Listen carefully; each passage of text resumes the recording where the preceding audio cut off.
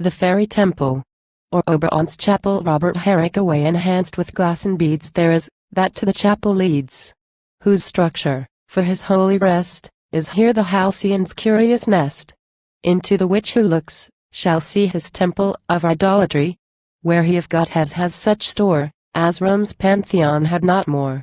His house of Rimmon this he calls, girt with small bones, instead of walls. First in a niche, more black than jet, his idol cricket there is set. Then in a polished oval by there stands his idol beetle fly. Next, in an arch, akin to this, his idol canker seated is. Then in a round, is placed by these his golden god, cantharides. So that where'er ye look, ye see no capital, no cornice free, or frieze, from this fine frippery. Now this the fairies would have known, theirs is a mixed religion, and some have heard the elves that call part pagan, part papistical. If unto me all tongues were granted, I could not speak the saints here painted. Saint Tit, Saint Nit, Saint Is, Saint Itis, who gainst Mab's state place here right is. Saint Willow this wisp, of no great bigness, but, alias, called here Fatuzinus. Saint Fripp, Saint Trip, Saint Phil, Saint Philly. Neither those other saintships will I here go about for to recite their number, almost infinite, which, one by one, here set down are in this most curious calendar. First, at the entrance of the gate, a little puppet priest doth wait, who squeaks to all the comers there, favor your tongues, who enter here. Pure hands bring hither, without stain. A second pulls, hence, hence, profane. Hard by, this shell of half a nut, the holy water there is put. A little brush of squirrel's hairs, composed of odd, not even pears, stands in the platter, or close by, to purge the fair family. Near to the altar stands the priest, there offering up the holy grist. Duking in mood and perfect tense, with much good do single quote him reverence.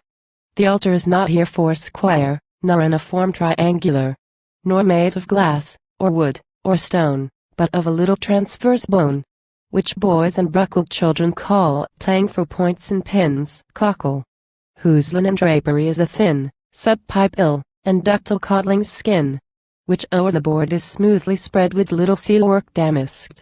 The fringe that circumbines it, too, is spangle work of trembling dew, which, gently gleaming, makes a show, like frost work glittering on the snow. Upon this featureless board doth stand something for shew bread, and at hand, just in the middle of the altar, upon an end, the fairy psalter, graced with the trout fly's curious wings, which serve for wadjet ribbonings. Now, we must know, the elves are led right by the rubric, which they read, and if report of them be true, they have their text for what they do. And their book of canons too. And, as Sir Thomas Parson tells, they have their book of articles. And if that fairy night not lies, they have their book of homilies, and other scriptures, that design a short, but righteous discipline. The basin stands the board upon to take the free oblation. A little pin dust, which they hold more precious than we prize our gold, which charity they give to many poor of the parish, if there's any. Upon the ends of these neat rails, hatched with the silver light of snails, the elves, in formal manner, fix two pure and holy candlesticks, in either which a tall small bent burns for the altar's ornament. For sanctity, they have, to these, their curious copes and surplices of cleanest cobweb, hanging by in their religious vestry. They have their ashpans and their brooms, to purge the chapel and the rooms. Their many mumbling mass priests here, and many a dapper chorister. Their ushering vergers here likewise, their canons and their chaunteries. Of cloister monks they have and their abbey lovers too, and if their legend do not lie, they much affect the papacy.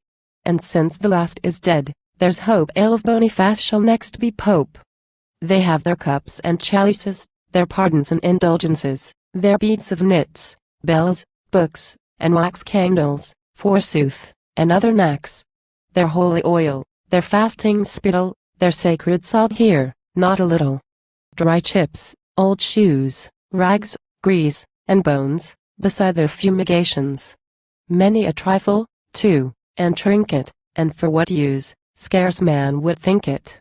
Next then, Upon the chanter's side an apple's core is hung up dried, with rattling kernels, which is rung to call to morn an even song.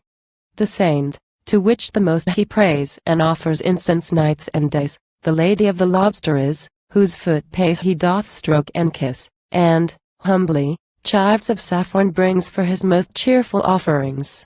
When, after these, he's paid his vows, he'll lowly to the altar bows, and then he dons the silkworm's shed, like a Turk's turban on his head, and reverently departeth thence, hid in a cloud of frankincense, and by the glowworm's light well guided, goes to the feast that's now provided.